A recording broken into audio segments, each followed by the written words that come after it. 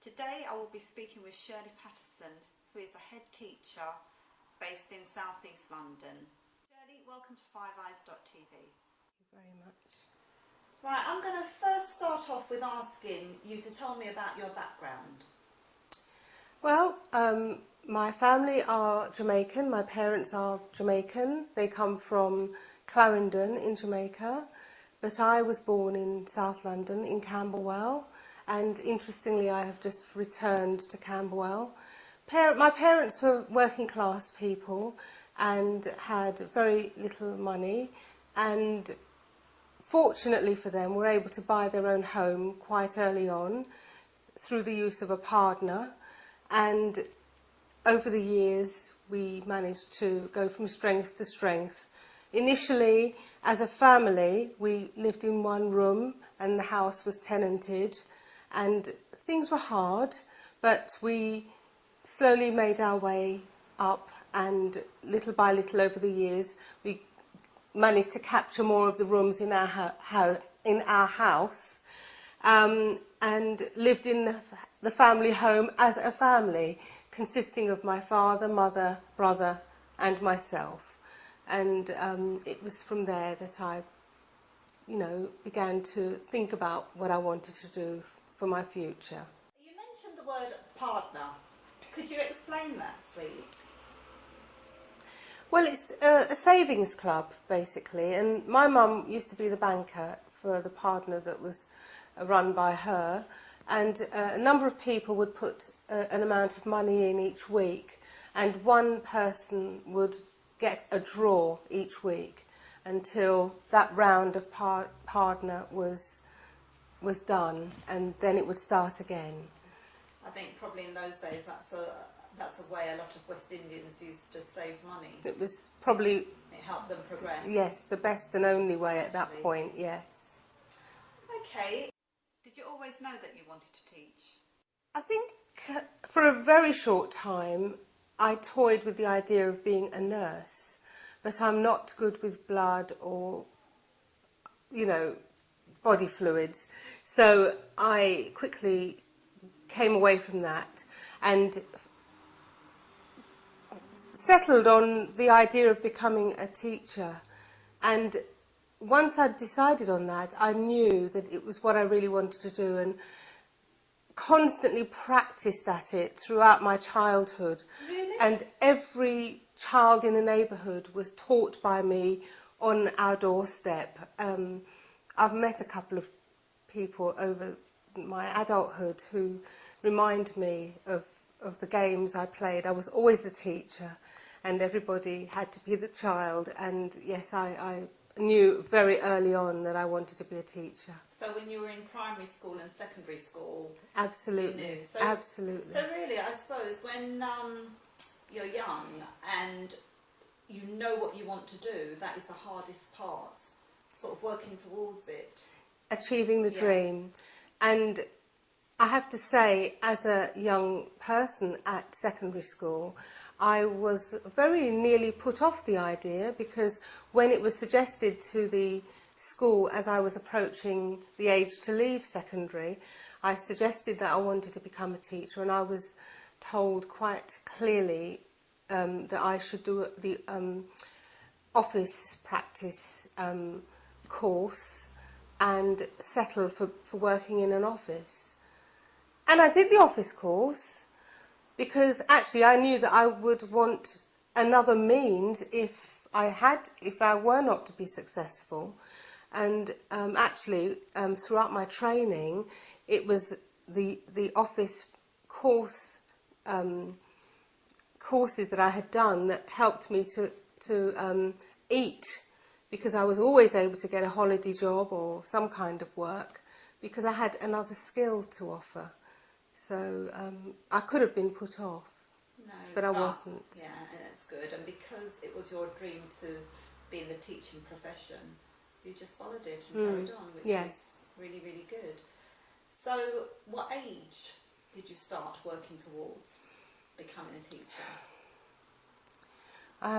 I would say I was probably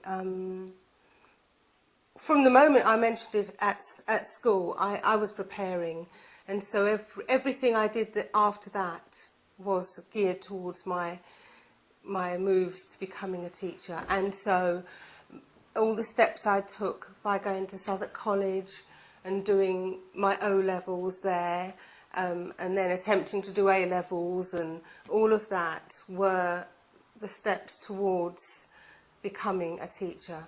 And even when I had acquired all of those things and secured a place at Teacher Training College, I wrote and asked if they would hold my place for a year, because I felt that I wanted to have at least 1 year or year and a half of work experience before I took it on. I wanted to be sure that it was what I wanted to do. During my research, I found out that you actually did 3 jobs at one time. Can you tell us about that? Well, yes. I mean, once I finally got to Teacher Training College, I got a grant, which wasn't a great deal of money, but, you know, I somehow needed to keep myself. And as I mentioned earlier, my parents were not wealthy. They were still working very hard, doing menial tasks, really. And so I didn't want to burden them. So I did a number of jobs to see myself through college. And one of them was early morning cleaning. Another was working in a betting office on a Saturday. I babysat. I did a number of things to help keep me going. So how long have you been in the teaching profession? I started my first, I picked up my first teaching job in 1980. So it's been a couple of years now. Okay. Right, I want to ask you about sort of the parents with regards to teaching. Do you feel that parents in general support their children with regards to the children's education? I think, yes, they do. There are, parents come at this from different angles. Yeah, because you've worked at different schools, I just wanted your views, really. I mean, most of my career I have worked in the more challenging schools in the inner city, but I've recently started working in a school that's got a much more middle class element to it, and I would say that the parents in this environment are very much more hands-on and active participants in their children's learning. And I would actually say that some of them analyse their children rather too much, whereas my other experience is also of parents who feel that their involvement is simply to get their children to school, and that's it, when they can. Others find it very hard to engage with the system. Really? But in the main, they do have aspirations for their children and want them to do well, but sometimes don't quite know how to express that. But I would say yes, parents are good participators in their children's learning. I mean, that's good, because parents really don't get the kind of training, do they? No. What to do, how to do it, and when to do it. So what message would you give to parents in order to help support their children? I think my message to parents is to remind them that actually they were their children's first teacher. Mm-hmm. They were the people that their children learned the very most from at the earliest possible outset. And we in the teaching profession and the school environment simply build on what they have, we build on the foundations that they have laid.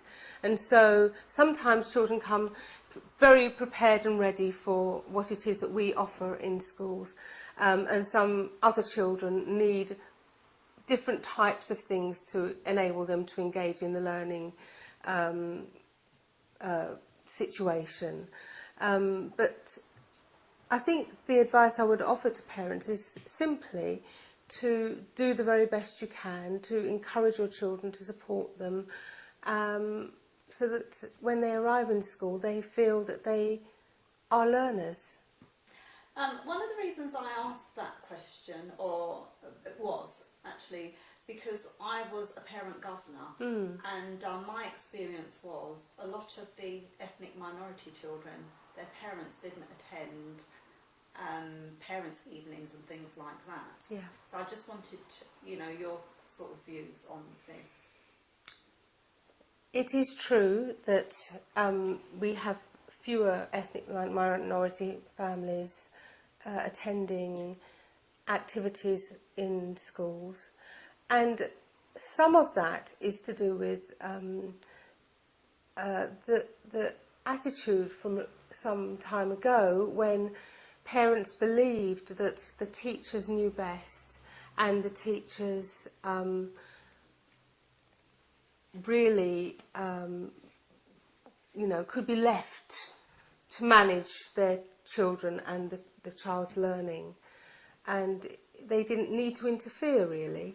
And I would have to say that over my time in education I've tried desperately hard to educate parents about the fact that it is absolutely vital that they play that big part. They may feel that from a distance they're encouraging and supporting, but actually we need them visible, and their children need them to be visible, because without them having that reciprocal relationship with us, I agree. I think the parents need to show the teachers and the head teachers that they're there. That they are present, very much present and active. Yes, and yes, I have to agree. Right, what I want to ask you now is, you've been a head teacher for how long? I took up my first headship in 1991, April 1991. That's a long time. Yes, I was a very young head. Yeah, excellent. I think I was 31 at the time. Wow, and give your age away. It was a challenging school. In fact, it was my very own primary school that I had attended that I became head of, and it had its challenges, and what was interesting about it was that many of the children who attended, their parents were my contemporaries, so it was quite an interesting place to be, but I learned an awful lot from that. How did you find the transition from being a regular classroom teacher to a head teacher? That probably was the biggest and most difficult thing I have ever done in my career, actually, making that transition, because I saw myself as a good class teacher. I enjoyed the classroom. I excelled at being on the stage, a performer, which is what you have to be when you're a teacher. And for the children, so that they could grasp concepts, and having to abandon the relationship that you have with children when you're a class teacher, to then taking on all the needs of the entire school, that then takes you away from that close-knit relationship that you have in a classroom, was the hardest thing for me. I found it incredibly hard, and initially tried to marry both by working closely with children and getting into classrooms as much as I could, and trying to lead the school. And it's not possible, particularly when you work in some inner city schools that need a full hands-on head teacher. Sounds like a massive job. So what made you take those steps? What made you want to become a head teacher? Was it something you thought about? People said that you'd be a good head. What was it? I didn't particularly think about it, really. In a sense, it happened. I mean, even when I got my first deputy headship, I didn't really think about becoming a deputy, but a very inspirational head who worked in Lambeth at the time said to me, Shirley, you need to think about becoming a deputy, and soon, because you've got what it takes. And I really didn't think it was my time, but I listened and I applied for a job and got it. And I was really surprised and loved it once I started to do it. So yes, the prospect of headship wasn't something that I'd plotted and planned for and said, by such and such a time, this is what I'm going to be doing. I think it happened over time, and yeah, I have enjoyed being a head, and I'm now on to my third headship. Gosh. Right, well, what advice would you give someone wanting to go into the teaching profession? My advice is that you'd need to know that this is what you really want to do. Mm-hmm. It is very hard work, physically, mentally, in every possible way. There are things you find out about life, about yourself, about families, that challenge you to the core. And on top of that, you've got to plan and evaluate everything you do to make sure that what you're going to be presenting tomorrow is going to be the best it can be, to move those children on. So anybody wanting to go into this have got to want it from here. Mm-hmm. And that's how I still feel about this profession. Very passionate, you sound. Very passionate. And what about somebody who wants to move up like you did, you know, from a classroom teacher to a deputy head or a head? What advice would you give to them? I think if you're wanting to move up, it's very important that you get advice from people who have been involved in the profession for a long time. I think it's good to seek the support of a mentor, to join groups, take courses, do lots of reading. I mean, I continually read all the way through my years as a class teacher and moving up through the profession, and enjoyed many courses and still do.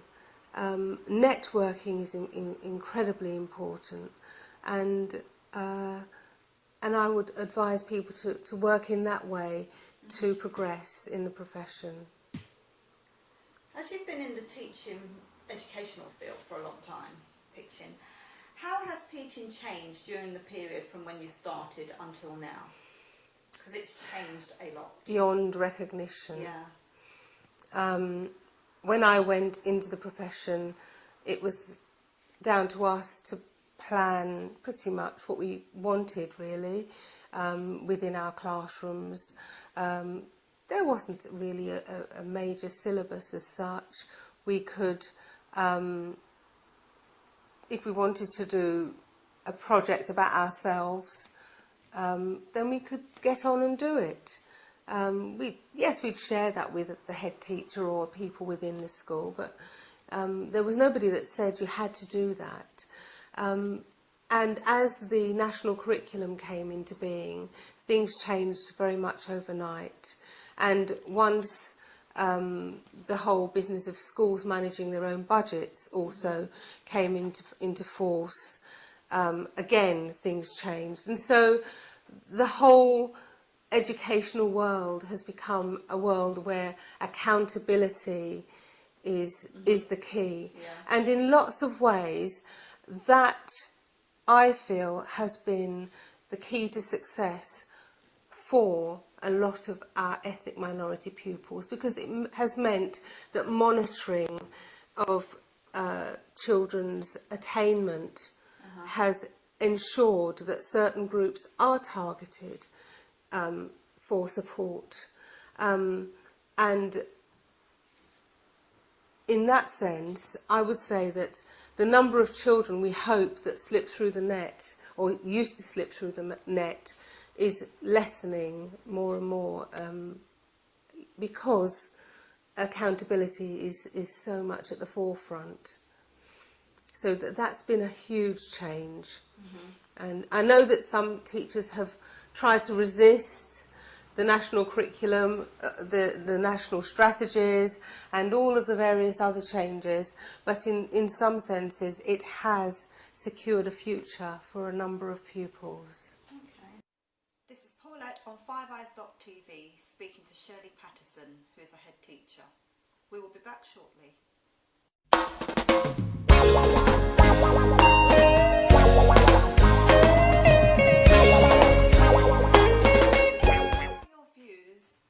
On young people that get involved in gangs?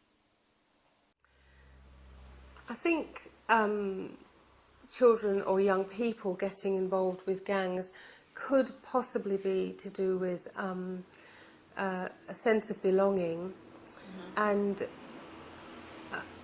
having worked in schools for many, many years now, I, as well as working in the setting and setting about teaching programs for children, I spend an awful lot of my time going to meetings about children and their families, and spend a great deal of my time working with social workers where family situations have broken down and parents are not in a position to support their children or secure their children's needs. And so for those types of children, they have a real problem, you know, with issues around someone caring for them, someone nurturing them. And within a gang environment, I think, or I assume, you know, you can get that feeling, that support from your gang members. So what do you think the way forward would be for preventing youngsters getting involved in gangs? I feel that many of the hard to reach parents or families somehow need to be harnessed so that they can work closely with their children on projects, so that they can nurture their children and support their children.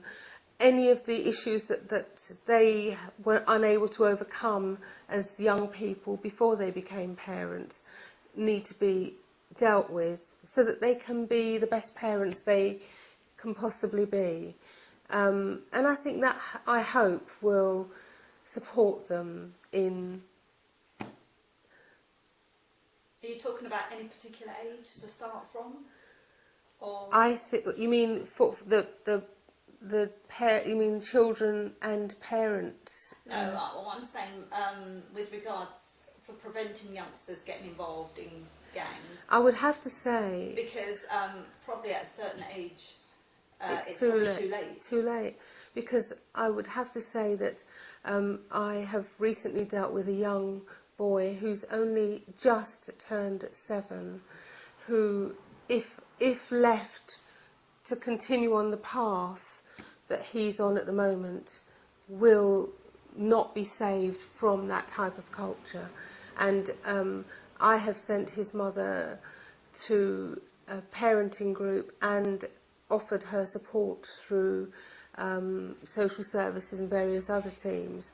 And the work really needed to have started with her long before she had her son, because she does not have the capacity to nurture her son still, even after having attended these courses. And we are very concerned about him and his future, because she's going to need a lot of support to help him. So I suppose it would depend on individuals. Yes, really, yeah. I think this work needs to be tailored to certain groups or certain individuals. Yeah. Okay, Shirley, I would like to ask you, who inspires you, or what inspires you?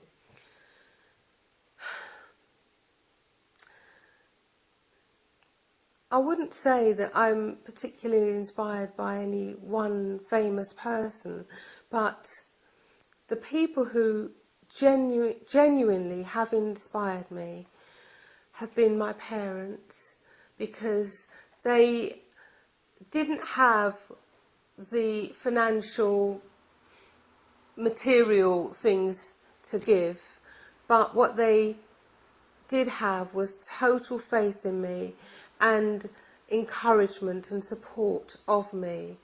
And I remember early on in my career getting a pay slip and running home to my mum and dad. I think I'd gotten a new job or something.